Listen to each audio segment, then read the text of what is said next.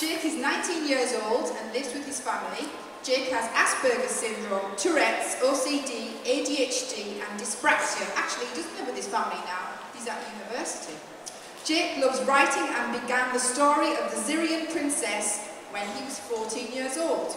Jake took part in Autism's Got Talent and he is here in Manchester again this year. So Jake wants to have a little chat to you about how he's going to present his talk to you. So big round of applause please for Jake.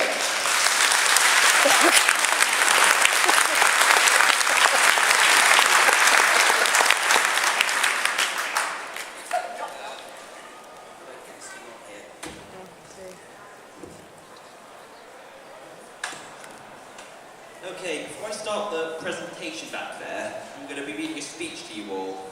That's okay, right? Okay. Put that down there so I'm not tempted to guzzle it during the speech. Ridiculous stuff. Okay, so, everyone has an origin story. Batman had his parents killed. Superman came from Krypton. Spider-Man, who even cares about that guy? He's old news. So, my story started in high school. And it wasn't really nice. See, well, I was on the unpopular side of the popularity spectrum, I guess. You know, the nerds and the geeks. Everyone picked on me. I don't know why, I guess they just didn't like me, but it started off so nice. You know, I felt like I was part of a team. Yeah, I was living the dream. And the dream turned into a nightmare, which then turned into a night terror, and then I woke up screaming. Yeah. So yeah, I was being bullied a lot through high school. I guess it started around midway through year 7 and continued all the way, really, even if it did lessen over time. See, when I was bullied, it was because I have like Tourette's syndrome and autism and all those things I haven't told you about. It started off quite subtly. Well, the screensaver came up. You know, just noises that annoyed me, imitating what I did. Then they escalated to not let me join activities and games at break time. They made up lies and new rules I couldn't understand, which were nasty names to me. And the thing is, the teachers in that school, they didn't really care. I mean, they said they have a no bullying policy. Perhaps their policy was they don't care about bullying, like they think bullying doesn't exist. Shame, really. But you know what they say, ignorance is bliss. Well, actually, not really. It wasn't bliss for me. But I guess the needs of the many outweigh the needs of the few or something. So, yeah, it started off just, I was trying to ignore it like they told me to, but it got to a point where I didn't feel safe in the school at all. They grabbed me in the corridors, threw things at me in class. Started off as like, you know, paper balls. It became pencil sharpeners after a while. They took my belongings to threw away, they called me names, chased me around, hit me, bumped me, pushed me, shoved me into a bin once. Oh, that was nasty. They threw me in the bushes, they got into fights with them. One of which, between you and me, I actually won. Long story short, I kicked the guy in the crotch and he fell to his knees crying like a baby. Thank you. That will be next. That's just Microsoft Word. I knew I should have brought the mouse with me. Well, basically, things are getting really bad. I think this was around the end of year 8, beginning of year 9. I've mentally blocked out a lot of the stuff, so it's kind of fuzzy a little bit. I was around 13 though, and well, my grades were going down because people were picking on me, and well, it got to a point I decided, enough's enough, I'm doing something. So I drew up a plan that I titled, and I quote, Operation How to Burn Down Malbank School. I was going to burn the school to the ground because I figured that if I had no school, it would equal no bullying. Mum found the plans, Mum's right there. And like, well, things got sorted out because she went in and gave them hell. It was like Chuck Norris taking on an army practically. And well, I went from being bullied, well then I switched schools to a nice school called Brian Lee's, same town, but totally different. Things got better. Okay, sure, some idiot still picked on me, but like, you know, it got better. And I had help in Malbank as well from a teacher, well, assistant teacher I should say, called Miss Skirvin. She was very nice. She moved away eventually, but she's still a teacher assistant, just in another school. Hopefully she's doing well. So, what changed for me after that? Well, I immersed myself in writing, really. See, writing is something that gets me through the worst days. Whenever I feel depressed and stuff like that, I write. I write for a few keyboards that way. But at least I'm paying into the economy, I suppose. So yeah, people started to care. The new kids at Brian Lee's, they were nice. I took my exams in the end. I passed all my GCSEs at grades A to C. But between you and me and, well, whoever's recording this, I got a D in math and had to resit it. But I did it, in the end. I've done a lot of things since graduating high school. I mean, I went through 6 undergrads, that's and passed all the A-levels, except philosophy, but that's neither here nor there. Currently I'm at Staffordshire University in Stoke studying Film, Television and Radio Studies, FTBRS. I've written a second book after the first, but I need a publisher for it. Anyone here know a good one? Anyone at all? So after that, I do voluntary work sometimes, like last summer I helped out at a local library. I gave a talk to parents once about moving from primary school to secondary school, and that's what I received, how to, go with it.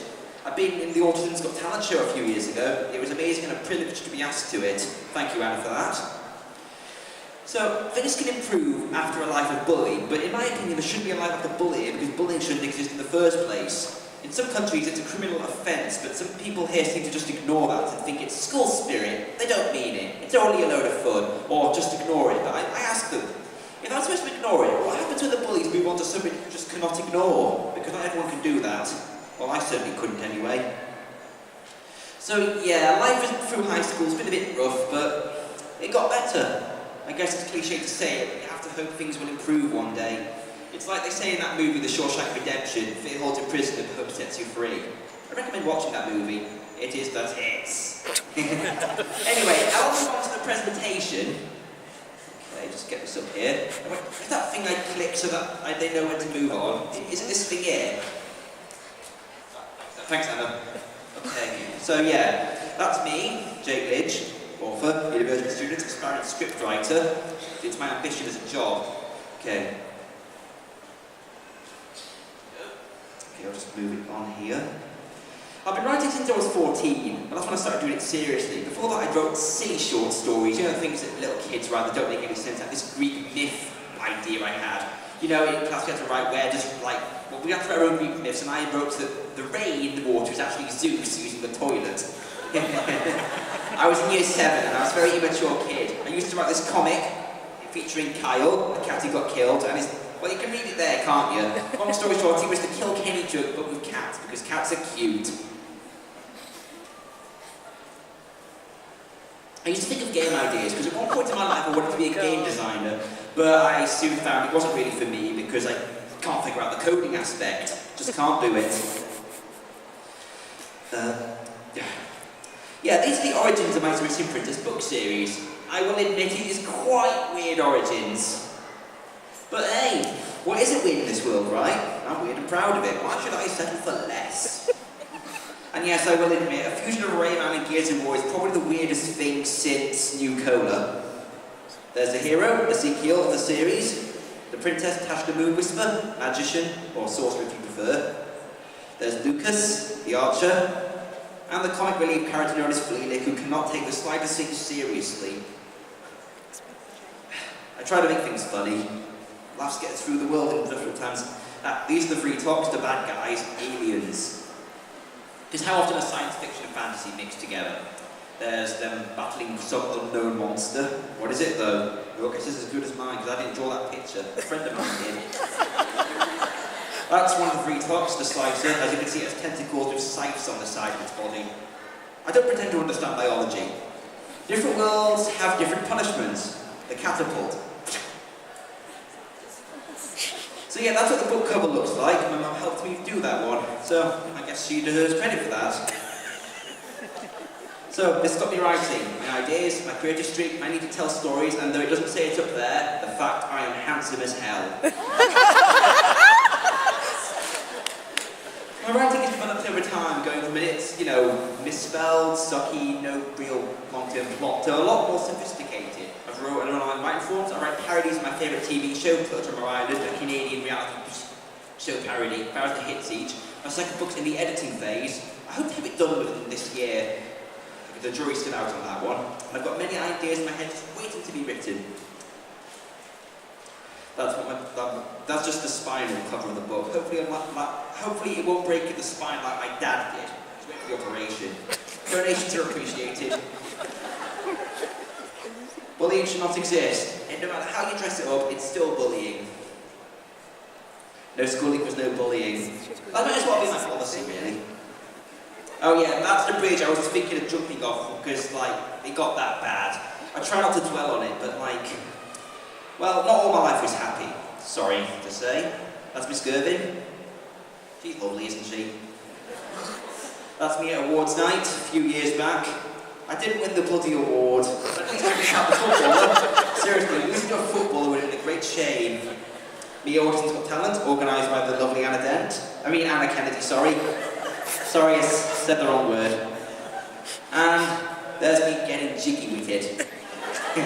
I mean my little brother Jamie. Hopefully he'll grow up and have a better high school time than I did. Thank you for your time, and also, if you would like to buy my book, I'll be selling some of it in the foyer out there afterwards. Bring money!